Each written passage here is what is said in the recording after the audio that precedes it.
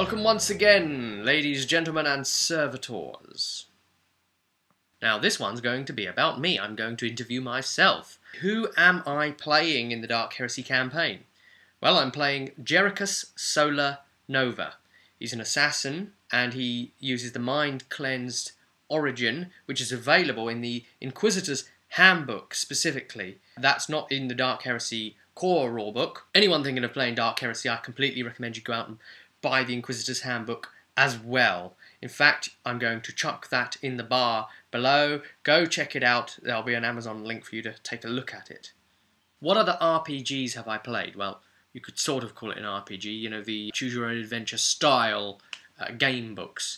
In my case, it was mainly the fighting fantasy ones by Steve Jackson and Ian Livingstone as I was growing up, and I think that they were instrumental in getting me interested in the idea of role-play gaming generally. Then I did a bit of a sort of my own world I created. It was a fantasy world, and I used to run that with some friends of mine. It was very, very loose, very much based on the advanced fighting fantasy system of the time. We used to conduct it over the phone, because meeting up was very difficult, so it used to be just like one-on-one sessions, me as GM, and them as the players, and it was all very loose. Like I say, there was nothing really pre-written, and I burnt so many hours of my time just using my creativity, my ability to wing things and manipulate things on the spot, really. But then the actual first group-based roleplay game I did was Warhammer Fantasy Roleplay 2nd edition. Of course, we've got the 3rd edition now, but you know, the 2nd edition is the one we wanted to play because it had all of the available material for it, and we liked the sound of that system. So that's what we played. We very successfully, I say completed, a campaign in there, which I then developed into a YouTube spoken word story series when I took all of the events of that and put it into a story. We should come back at some point. It would be called Their Travels Continued. So yeah, other than that, it was just Dark Heresy, really, and jumping onto that. And of course, that's Warhammer again. My personal experience with the world of the Warhammer Heresy setting, I also played Warhammer Fantasy, which helped me get into Wolfrup quite a bit as well. And I know a lot of you haven't played the tabletop miniatures games that the worlds are based from originally, but I've also played 40k as well. I play the orcs. I play orcs in everything, you know. It's just a me thing, really. And I've played Tau as well. I really quite like the Tau. I've decided that really Tau is the race for me, fundamentally, philosophically, stylistically. I've always been interested, I think, in the alien. Because we're playing a game of escapism, for me, playing a human, especially in like a fantasy type setting, I've always found difficult. Because I can see humans whenever I step out of the door and just look around. If I can get to grips with some sort of xeno species, some sort of alien race with its own ideals, with its own concepts that are far removed from human thought, perhaps, or getting to play something that you wouldn't normally be able to, then for me that is the most interesting escapism I can find. And if I find that I'm being forced to play a human, like in the Dark Heresy setting, or that I've chosen to play one, I tend to try and play one a little bit left field. I try to take them out of the box a bit, make it a bit interesting, a bit extreme. The concept of Jericus, he believes that he's mid-20s in age, but in actual fact he's probably at least 3 times that age, because in the heresy setting you live longer, you don't age so fast. He was from a hive world, but he didn't get the hive world, home world origin starting things because I chose the mind cleansed bit for him, and he doesn't really remember much about himself, much about his previous life. A bit of a strange character. It's been said before that he's not really a group player in that way. Now that's done very much on purpose, actually. The way that he operates on a set of parameters, he's always, tell me the parameters. What can I do? What can't I do? How do I complete this mission? I'll do whatever it takes to complete this mission. He's very dispassionate about a lot of things. You know, he doesn't get affected by horror and fear in the same way that one might normally be. He isn't burdened by love and feelings and emotion and regrets and memories and these things that would normally draw a person back or delay them in some way. He's got his mind in the mission at all times, and he can, you know, scan a situation where normally someone might fumble, or crumble, or fall back. He will operate to parameters, operate to orders, even if it means his own death. And he will look for a way to win, no matter what. And if he's been told, ordered to win, then he will hold the line and find a way to win, no matter what it takes. And I find it quite interesting as a player, trying to play a character that I know has to be tactically superb. So when it comes to battle, he's able to scan his surroundings and how to best use them. He'd check his parameters, and if his parameters say, well, civilian casualties are acceptable here, because if we don't stop it, we're going to destroy the whole planet anyway, purge the whole system even. If someone's about to get away and they're about to escape, and he can't reach them, and he doesn't have the means of stopping them directly, only from above, but he's too far away, yeah, he wouldn't rule out the idea of seeing a low-flying hover car heading overhead above, say, someone running away, and maybe firing a rocket launcher up at the vehicle, knocking it out of the sky down onto the person, and blowing them up, and he wouldn't have 1 second of regret or remorse about that. This idea of the mind cleansing, there's a bit of a suggestion that perhaps he's been mind cleansed and used and recycled several times by the system, and now he's a bit weird. He's got this weird sort of pallid skin and this permanent, creepy, contented smile on his face. So I think he's damaged goods, you know. He's been through it a bit too much. And the way he perceives the world, the way even his eyes see, is completely different to how you would normally see. I know there is actually a condition that you can get where you're able to see sound as colours, and he's tapping into something within his subconscious, and it's twisting its way through to his brain. What his eyes are actually seeing, what his brain is telling him he's seeing. There's like a transference, there's like a twist in the cord somewhere in the middle, and it comes out in some other way to help him cope as a tactical combat interface, because the mission, the parameters, the combat, the results, that is all that matters. Nothing else matters. The lives of his team don't matter unless the parameters say so. That's Jericus. He might see 3 combatants running down a hall at him, and they might all have guns out, and he might see the need to have to shoot them. But he might not see 3 combatants. As he sees it in a panicked, hyper-combative state, he might see it as a giant worm monster or something slithering down the corridor at him, and it might have 3 eyeballs. And those 3 eyeballs that he's perceiving are the 3 enemies with the guns pointed at him. So he'll be, you know, shoot the eyeballs out. Now, however the situation changes, the picture, the monster might morph into something else. So he's constantly seeing this weird feedback, but it somehow works out enough for him to actually deal with it. So he is really screwed up, to be honest. Project Solar. There is all of his other brothers and sisters from the project, and they've got different code names as well, because Solar-Nova isn't his real name. But I did think it was quite a cool sounding name. I thought it would be quite a cool sounding Star Wars name as well, really thinking about it. Even though it wouldn't normally fit the grimdark naming settings of the world, because it fits the project name instead, so it passes off. You might see all different sort of names for the different members: Solar Burst, Solar Flare, Solar Transcendence. So, you know, and the leader is always called Eclipse. So you'd have Solar Eclipse. And then you've got this interesting thing for the GM to play with here. If Solar Eclipse comes along, does he override the orders and the parameters that he's currently on?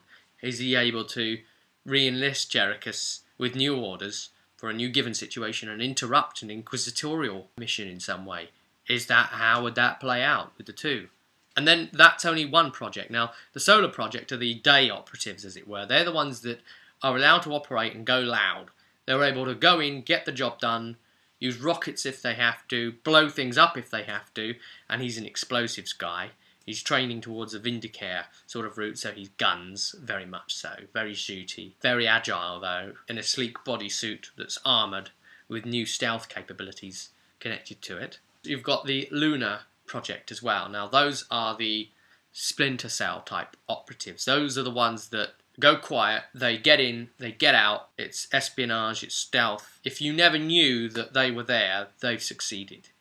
So that's the Lunar Project. So again, they would be led by Lunar Eclipse. Above and beyond that, the idea of these people being mind cleansed and trained as Imperial assassins, there is another one, which is called Halo Olympus. The storyline that bases with these guys is that they are actually a rogue sect. There's heresy being committed here, elements of Space Marine conditioning that have been stolen and used on a third project cell illegally, heretically, and so you've got this band of, I don't even want to say semi-Space Marines because they don't have gene seeds and they don't have Space Marine armour, but their bodies have definitely received certain elements of Space Marine conditioning. So you've got like these sub-Space Marine types running around as well, and they should never have been able to do it because it is heretical to design something like,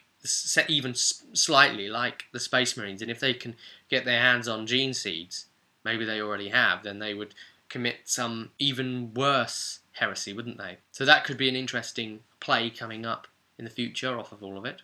He's just such a strange character. As I was saying before, he's not really a group player. Think of him a bit like a Star Wars clone trooper. He's so out of it. You know how they received Order 66 and then they killed all the Jedi? As the clone troopers did that, and they did that unthinkingly, because it's an order. If he was to receive an order from his Inquisitor to kill the rest of the team because it's believed that they are far too corrupted and have to be dealt with, disposed of, then he would actually do it. He would do it. He would just kill them. He wouldn't think twice about friendship or anything. Playing him in that way, it's sometimes difficult to have him come forward and speak in certain situations because I've got to keep a handle on who he is and what would be appropriate for him to take part in verbally, or the working out of matters with the group or dealing with people. So it sometimes feels like he might get a bit overshadowed by some of the rest of the group when they're trying to do investigative means. He's got very much a specialist role within even the role of investigation, so he might set up some sort of like recon or perimeter while the group investigate, or he might listen with his extraordinary hearing or something like that, or look at the world in a weird way, cock his head like he does, spot something that they might not have already seen. But do you know what, I think I actually did that consciously, because I know myself well enough now, having lived with myself for 3 decades, that I know that I can be an exhibitionist when I get going. I don't want to steal the spotlight. And I know that Maestro, when I played Their Faded Travels, if you read it, listen to it, whatever, you'll know what I mean. That Maestro was very much the type of person who would change things and maybe steal the story a bit whenever he'd have his moment. And I don't want to do that with the group. So I think I was leaning towards something that was quite self-restrictive in that way, to make sure that everybody feels that they are super important too. My approach to roleplay and background and history designation of storyline is really not a case of, well, I'll try and think of something. I state something, I come up with something, and I don't want to think of any alternatives. I've thought of it, that's what it is. And if it doesn't sound right, I say, well, it is right because I've just looked at it and I've just asked my character what his name is and he's told me that is his name.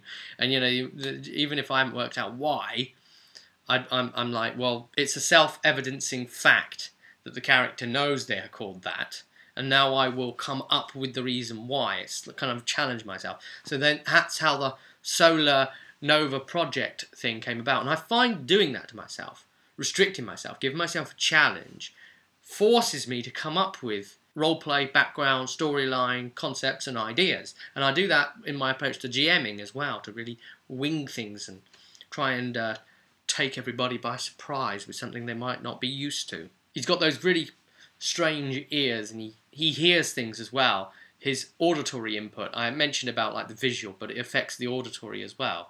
So he doesn't like sound, or the sound of laughing. It has a look to him. He can see sound. His senses are a bit screwy. There's something about laughing. It's like jagged spikes or daggers coming at him when someone's laughing, and he gets really all hung up about it, you know, paranoid. What are they laughing at? What right have they got to laugh? This is a miserable planet. We're in horrible conditions. Why are they laughing? He doesn't really have things he enjoys or stuff he does in his spare time. in transit, for instance, through space, he'll wait, he'll meditate, he'll train. When he sleeps, he'll sleep sitting up. He'll have his gun nearby. He'll have his infrared goggles on his head so he can pull them down. He's constantly thinking about the idea of a mission. When he's not actually out on a mission, he's back in a kind of, as I explain it, like a sarcophagus type thing.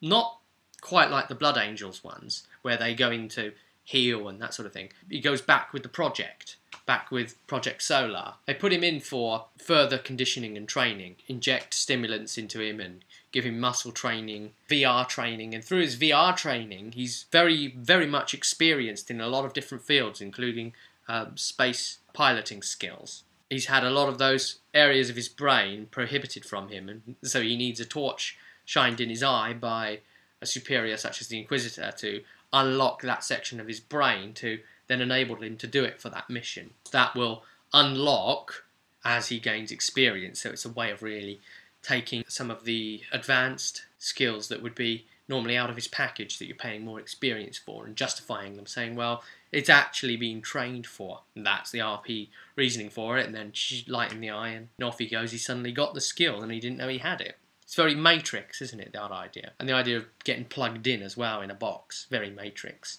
When I try and mess around with characters, play as characters, or come up with concepts for characters, I'm trying to do something a bit different. People that break the norm, break the mould, sometimes anti-hero, or a little bit non-authority, anti-establishment. A wizard in the Warhammer world would be, well, do you know what? Screw Sigmar, really. That's my secret thought. I can't say it out loud because they'll have me, but yeah, screw Sigmar. What I've done really different here is have somebody that's extreme in the other direction. I suppose I like extremes, but he's extreme the other way because he completely follows everything to the letter. He's the member of the team as well that can be trusted most out of all of them because he keeps coming back for regular conditioning and checking, and they're checking his dreams and they're checking his psychological profile, analytical readings that they're getting from the box when they plug him in. Any signs of corruption, if they are there, they'll see them in him and they'll be able to cut them out as a malignance before they can properly emerge, which would explain away in an RP sense why he'd be able to spend experience to get rid of corruption points, as it's been suggested you can do in Dark Heresy. So what's my personal philosophy to roleplay gaming, and what sort of role player am I? Well, firstly, it's escapism. Gaming's always been about escapism. I don't think I had a very nice life in my formative years, so gaming and things like it helped remove me from it. And I think the escapism factor is why a lot of you play, but it was a good, safe one for me. I was able to use my mind. My approach is obviously to have fun with the rest of the group, but I see it as a social thing, you know? You're not just there to game. You're there to meet up with friends. Socially, break out the beers, have the snacks, have a good time with them. If you don't like your group and the company you keep, then you're not going to like the game. My personal approach to that is to not play even at the table with somebody I don't know properly, that I haven't known for at least a few months, if not a few years, to be honest with you. And I take the exact same approach to tabletop wargaming, and I tend to not even like just like short things like card games or that with people I don't know very well. I like combat, right, but I'm not a combat freak. I don't just like go through the roleplay experience until I get to the combat just so I can then do the combat, like is one of the player known types. But when I do my combat, I don't just want to be like, roll some dice, I swing my sword, roll dice again, I've swing my sword again. That's why I really like Dark Heresy, because you've got these guns. Again, it's very Star Wars, isn't it? And shooting so prolific, yet you can hit as well. But the other thing is, just like the 40k tabletop game, it's a skirmish game that relies very heavily on scenery.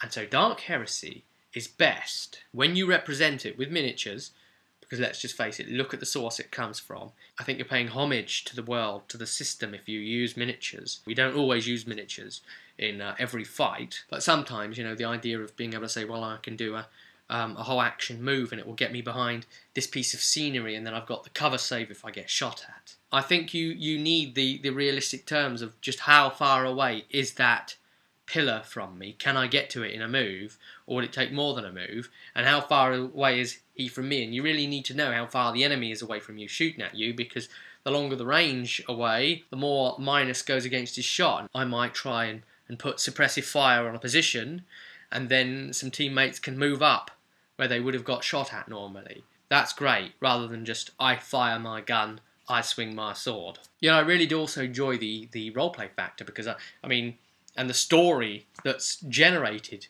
from the characters interacting with one another. I'm a bit like an assistant GM type as well, really, because when I see the GM's floundering a bit, or might need a bit of help in his inexperience, maybe I will step in and say, oh, well, you know, you could try this, or have you considered that, or here's a possible way you could resolve it, if he looks like he's dilly-dallying a bit. I just want to tell a really good story, and not just the story of the group, but the story of my character, and find out what happens to him, because I'm really keen to know. So how am I building the character? Well, I mean, I've given him a lot of piloting skills, so he's got the pilot civilian craft skills, and that's going to move on and on and on further and more into like piloting military craft as well. He is actually a real regular Wedge Antilles starfighter, even though he's never flown in one before. He's had all the VR training. Vindicare assassin, so very shooty, very much an explosives expert as well. He'll only use stealth really to get into position so he can shoot, or to infiltrate an area to plant explosives everywhere, and then get up onto a high position and overwatch perhaps, and then set the explosives off remotely while the team moves in and he provides covering fire from an overwatch position, making him very, very agile as well. He's taking all the pluses to dodge. He's got acrobatics, so again, you know, he's very light on his feet. He can maneuver around, he can disengage from combat. We might think about trying to bring him into Deathwatch when we play it. We know how it would work as well, because of the information that he's got locked in his head. He might encounter one of the Fallen, which is the Dark Angels' core, one of theirs that have turned to Chaos, and in doing so have some data on one of the Fallen in his mind, which is like a sort of biological computer in some respects. All these repressed memories, and him to actually become a Dark Angel for his particular skills, and I see he'd be a Devastator, of course. Playing these role-playing games, no matter how old you are, and our group really is a mixed bag. We are all on par together. We're all just like kids again. We leave all the troubles of the world behind when we are at the table, and that's important. You only really grow old when you let yourself grow old. Doesn't matter what your physical age is. So if you keep going with your loves, your passions, and if they still can feel interesting to you, then keep doing it. And thanks for watching the Dark Heresy playlist series. If you haven't seen the other videos yet, click that box and check them out. Of course, always subscribe as well to not miss anything else if you like this or the other projects we're doing. I wish you all the best with your gaming out there as well, and the ventures that you pursue. And as always, until next time, I'll see you at the table.